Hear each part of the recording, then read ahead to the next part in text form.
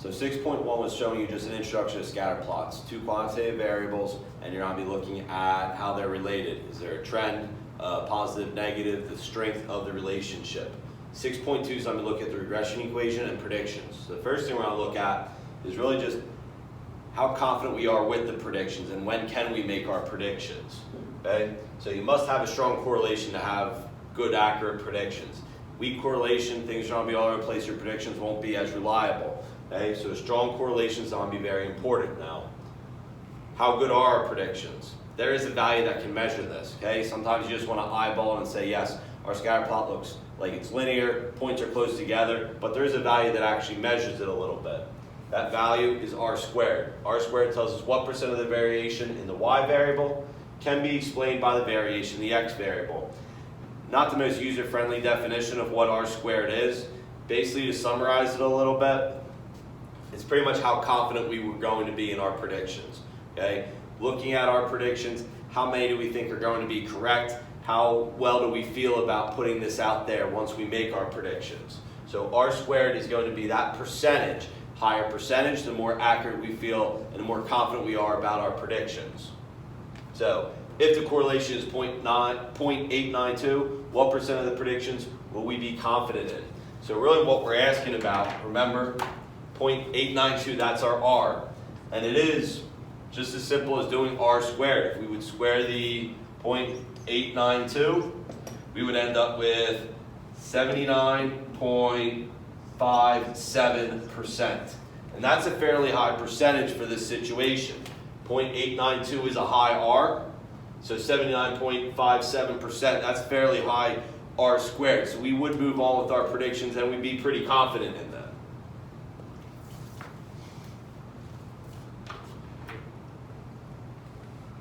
Okay.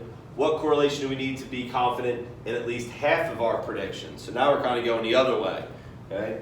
Now if we're confident in half of our predictions, we're looking at 50% or 0.5. Okay? So this is just a little bit of algebra to get R by itself. Square root both sides. R, we have it as 0.707 would be our R. So again, I said before the basic guidelines of correlation, 0.8 and up is considered a strong correlation. 0.7, it's not weak, it's in that moderate range and it's kind of close to 0.8, but it's still only half of our predictions. Okay, so it's not the most confident, but we'll be okay and move forward on that.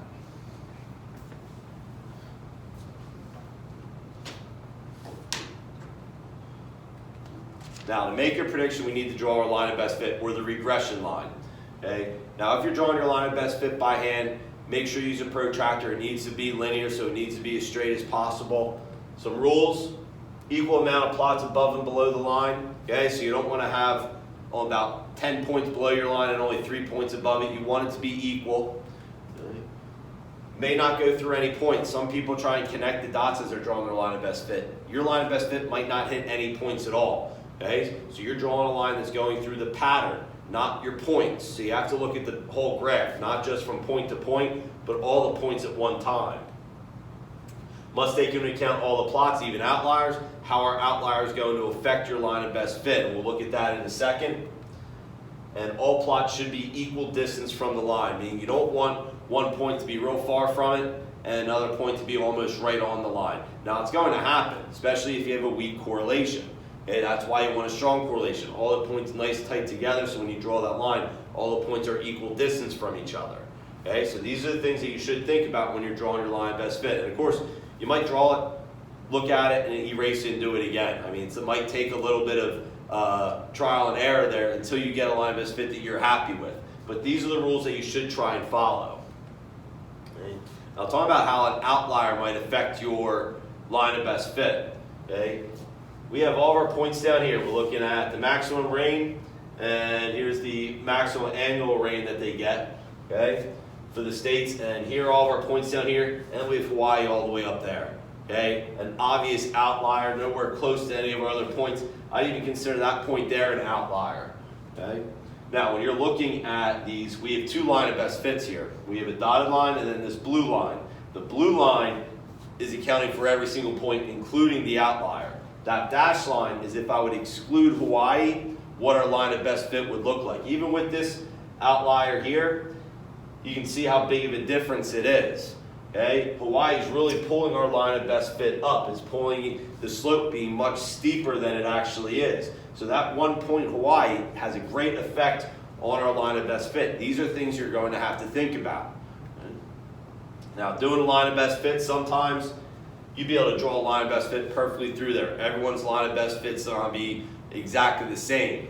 Some are going to be a little more difficult, and some you're not going to be able to draw a line of best fit. This is an excellent example of how you can have a strong relationship but weak correlation. We have a good relationship here. The points are very close together. It goes up, hits a peak, and starts coming back down. So it's both increasing and decreasing as X is increasing here. So it's a couple different going on there, but it's not correlation. You can't draw one straight line through this and have every point be close to it and have all the points be equal, follow all those rules we just went over. So again, this is an excellent example of having a very strong relationship but weak correlation. Okay? Extrapolation. Okay, now here's one topic I'm going to enter in here, and this has to do with when we can make our predictions and how much freedom we can have with our predictions. Okay? Solutions found on the assumption that nothing about the relationship between X and Y will change, even at extreme values of X. Okay? What this is pretty much saying is we have to stay within the scope of our data. We shouldn't go too far away. We shouldn't venture off for where our data is. Okay? Time is usually the issue when we talk about extrapolation. Okay? So let's look at an example. Here we have years going down on the x-axis, and this is the men's age when they're first married. Okay? We can see 1990, 1925, and age is going down. Pretty strong correlation. You draw a line of best fit, points are pretty close, 1 point right on the line, other points are very close to the line. Okay? So we would say, okay, we can make some predictions here. We should only stay within this data set though. We don't know what's happening here.